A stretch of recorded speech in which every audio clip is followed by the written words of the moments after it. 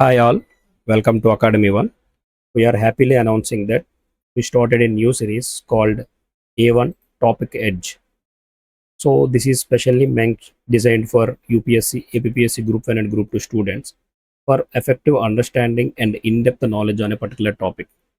So in this series, we have to take one topic at a time and break it into four sections. First section is theory, second is connecting dots, third trend, and four key takeaways. So first theory సెక్షన్లో మనం complete theory part అంతా నేర్చుకుంటాం. Next connecting dots అంటే ఆ టాపిక్కి వేరే టాపిక్కి ఏవైతే interlinking concepts ఉన్నాయో ఆ కాన్సెప్ట్ నేర్చుకుంటాం. నెక్స్ట్ ట్రెండ్ అనే టాపిక్లో యూపీఎస్సీలో కానీ ఏపీఎస్సీలో కానీ ఓల్డ్ క్వశ్చన్స్ పీవైక్యూస్ ఏ ఉన్నాయో ఆ ట్రెండ్ ఏ విధంగా ఫాలో అవుతుందో మనం నేర్చుకుంటాం.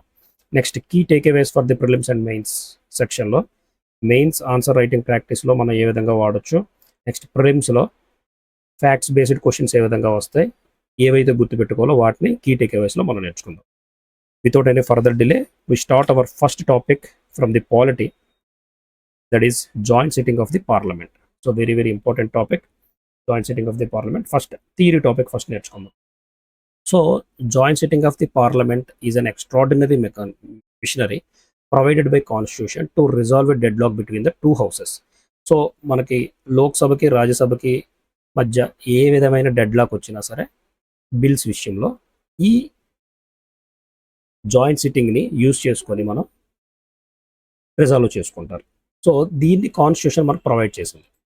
సో దాని second thing, article 108 of the constitution provides for joint sitting of the both the houses. So constitution article 108 provides for this joint sitting provision. Next, అసలు ఈ joint sitting అవ్వాలి అంటే ఏంటి, కాన్స్టిట్యూషన్లో ఏం రాసి ఉంది ఒకసారి చూద్దాం. ఫస్ట్ ఒక బిల్ అనేది ఒక హౌస్లో పాస్ అయ్యింది. పాస్ అయిన తర్వాత నెక్స్ట్ హౌస్కి పంపిస్తారు. పంపించేటప్పుడు ఆ హౌస్ ఆ బిల్లుని రిజెక్ట్ చేసింది, లేదు అమెండ్మెంట్స్ని అగ్రీ చేయలేదు, లేదు 6 months వరకు కూడా ల్యాప్స్ చేసేసి అలా వదిలేశారు ఆ బిల్లుని. సో అలాంటి టైంలో జాయింట్ సిట్టింగ్ అనేది జరుగుతుంది. సో కాన్స్టిట్యూషన్ 108లో మనకి ఈ ప్రొవిజన్ అనేది కల్పించారు. సో నెక్స్ట్, దీన్ని సమన్ చేసేది ఎవరు? Presided over by the Lok Sabha speaker.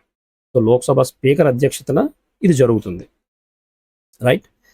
So ఇందులో మన ఇంపార్టెంట్ టాపిక్ ఏంటంటే, in the absence of Lok Sabha speaker absent అయితే deputy speaker of the Lok Sabha attend అవుతారు. డిప్యూటీ స్పీకర్ ఆఫ్ లోక్సభ ఆయన కూడా ఆబ్సెంట్ అయితే డిప్యూటీ చైర్మన్ ఆఫ్ రాజ్యసభ వస్తారు, కానీ చైర్మన్ ఆఫ్ రాజ్యసభ రారు. ఎందుకంటే chairman of Rajya Sabha does not presided over the joint sitting. ఎందుకోసం? He is not a member of either house. రెండు హౌస్లో ఆయన మెంబర్ కాదు, ఆయన వైస్ ప్రెసిడెంటే కదా. వైస్ ప్రెసిడెంటే చైర్మన్ ఆఫ్ రాజ్యసభ అవుతారు. సో అందువల్ల జాయింట్ సిట్టింగ్లో ఈయనకి ఎలాంటి రోలు ఉండదు. Next, exceptions. So what are the exceptions for this joint sitting? Provisions of joint sitting is applicable to only for ordinary bills and financial bills. Ordinary bills and financial bills, and not for the money bills and constitutional amendment bills. ఈ రెండింటికి joint sitting అనే provision అనేది లేదు. ఎందుకోసం చూద్దాం. Constitution amendment bill అనేది according to article 368 ప్రకారం constitution amendment bill అనేది పాస్ అవ్వాలి అంటే 2/3 మెజారిటీ రెండు హౌసుల్లో సపరేట్గా పాస్ చేయాలి. రెండు హౌసులు సపరేట్గా పాస్ చేయాలి. సో దాన్ని కాన్స్టిట్యూషన్ అమెండ్మెంట్ బిల్ అంటారు. వేరేజ్ మనీ బిల్ చూసుకుంటే అకార్డింగ్ టు ఆర్టికల్ 110 ప్రకారం మనీ బిల్ ఏంటంటే లోక్సభ ఒక్కటే అప్రూవల్ చేస్తే సరిపోతుంది. రాజ్యసభకి చాలా లిమిటెడ్ ప్రొవిజన్ కల్పించారు ఇందులోనే. ఎందుకోసం అంటే లోక్సభ పాస్ చేసిన తర్వాత రాజ్యసభకు పంపించారు అనుకోండి మనీ బిల్ని, వితిన్ 14 daysలో వాళ్ళు రాజ్యసభ ఏదైనా రికమెండేషన్స్ కానీ అమెండ్మెంట్స్ కానీ ఏం చేసినా సరే లోక్సభ ఇష్టం, నచ్చితే తీసుకోవచ్చు లేదంటే తీసుకోవచ్చు. నాట్ రిక్వైర్డ్ టు యాక్సెప్ట్ చేయాలనే అవకాశం అయితే లేదు, right? So this is the theory on the joint sitting topic. First, extraordinary machinery provided by the constitution, article 108 of the constitution provide for the joint sitting. and this is summoned by the president and presided over by the Lok Sabha speaker.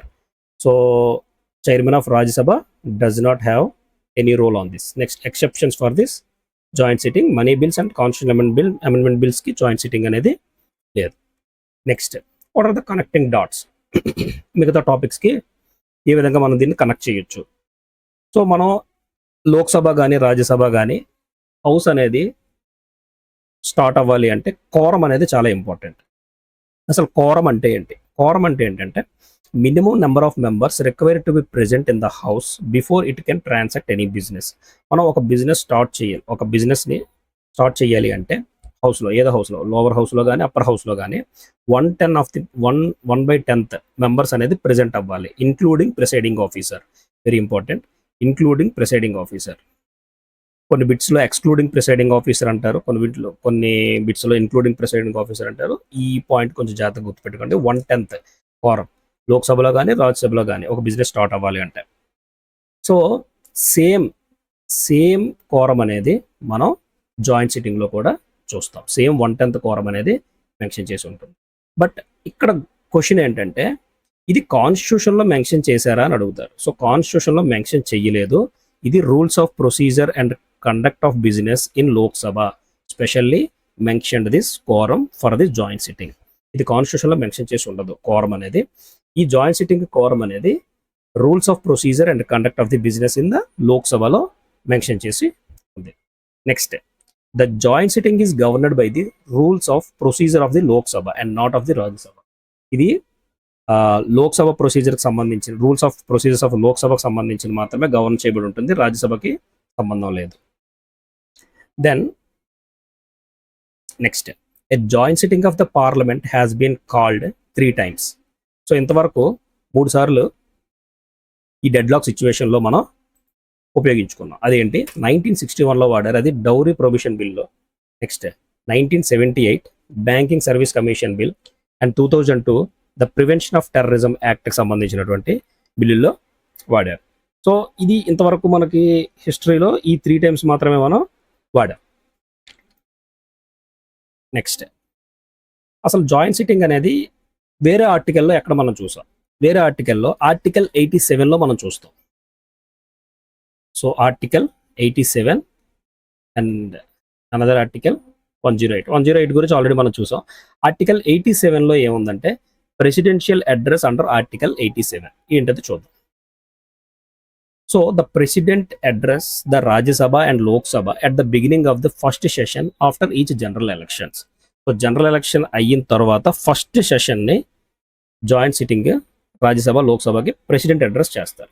Next, every year బిగినింగ్లో first session, every year బిగినింగ్లో first session. Next general elections తర్వాత first session.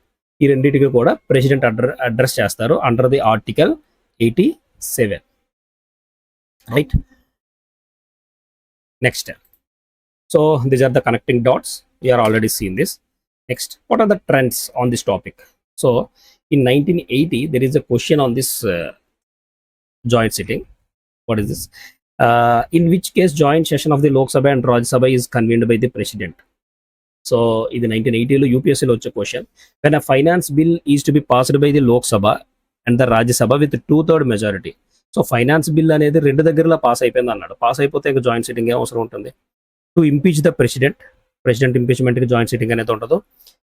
If after a bill has been passed by one house and transmitted to the other house and the bill is rejected by the other house. Yes, మనం already థియరీలో చూసాం ఈ topic. So correct answer is 3. Next 2012 యూపీఎస్సీలో వచ్చే question, a deadlock between the Lok Sabha and Rajya Sabha calls for a joint sitting of the parliament during the passage of. So ఇది already మనం థియరీలో చూసాం. Ordinary bill, money bill and constitutional amendment bill. Money బిల్కి constitutional amendment బిల్కి ఈ రెండింటికి కూడా joint sitting provision అనేది ఉండదు. ఓన్లీ ఆర్డినరీ బిల్స్కి మాత్రమే జాయింట్ సిట్టింగ్ ప్రొవిజన్ అనేది ఉంటుంది. Right. Next, so when a bill is referred to joint sitting of both the houses of the parliament, it has to be passed by. So joint sitting అయిన తర్వాత ఏ విధంగా pass అవ్వాలి? Special మెజారిటీయా, 2/3 మెజారిటీయా, absolute majority అని అడుగుతున్నాడు. So joint sitting అయిన తర్వాత simple మెజారిటీలో pass అయితే సరిపోతుంది. Simple majority of members present and voting. Okay, ఇది 2015 యూపీఎస్సీలో వచ్చే క్వశ్చన్ ఇది. ఓకేనా. సో నెక్స్ట్ మెయిన్స్ ఎగ్జామ్లో యూపీఎస్సీలో కానీ ఏపీఎస్సీలో కానీ మెయిన్స్ రాసేటప్పుడు మనకి పార్లమెంట్ రిలేటెడ్గా ఏమైనా క్వశ్చన్ వచ్చినా, లోక్సభ రాజ్యసభకు సంబంధించిన క్వశ్చన్ వచ్చినా, లోక్సభ స్పీకర్ పవర్స్కి సంబంధించిన క్వశ్చన్ వచ్చినా, లేదంటే ప్రెసిడెన్షియల్ పవర్స్కి సంబంధించిన క్వశ్చన్ వచ్చినా, సో జాయింట్ సిట్టింగ్లో ఈ 3-4 లైన్స్ అనేవి మనం మెన్షన్ చేయొచ్చు. So so joint sitting according to article 108, it is a constitutional mechanism to resolve a legislative deadlock between the Lok Sabha and Rajya Sabha over an ordinary bill convened by the president and presided over by the Lok Sabha speaker. It ensures legislative coordination. Through passage by simple majority of members present and voting. ఎందుకంటే ఈ legislative coordination అనేది ఇదే కదా ultimate requirement for the both the houses in the deadlock సిచ్యువేషన్స్లో. ఏదైనా సరే మన coordination అనేది ఇంపార్టెంట్, అందుకోసం మనం ఈ జాయింట్ సిట్టింగ్లో వాడతాం. సో మనం మెయిన్స్ ఎగ్జామ్ రాసేటప్పుడు ఈ లెజిస్లేటివ్ కోఆర్డినేషన్ అనే టర్మ్ అనేది ఖచ్చితంగా పడేటట్టు చూసుకోండి, మంచి ఎడ్జ్ ఉంటుంది. Next key takeaways for the prelims ఎంసీక్యూలో మనం ఆల్రెడీ 3 ఎంసీక్యూస్ చూసాం. కాన్స్టిట్యూషనల్ ప్రొవిజన్ ఏమి ఇచ్చారు, purpose of joint sitting, situations leading to the joint sitting, then when joint sitting cannot be convened. ఎప్పుడు మనీ బిల్స్లోనే కాన్స్టిట్యూషన్ అమెండ్మెంట్ బిల్స్లో మనం joint sitting చూడడం. ప్రిసైడింగ్ ఆఫీసర్ ఎవరు, voting and majority required. So majority అంటే simple majority అనేది require అవుతుంది. So with this we conclude this topic. Thank you. Join the Telegram group for effective discussion and information sharing with one another. Thank you one and all. Thank you.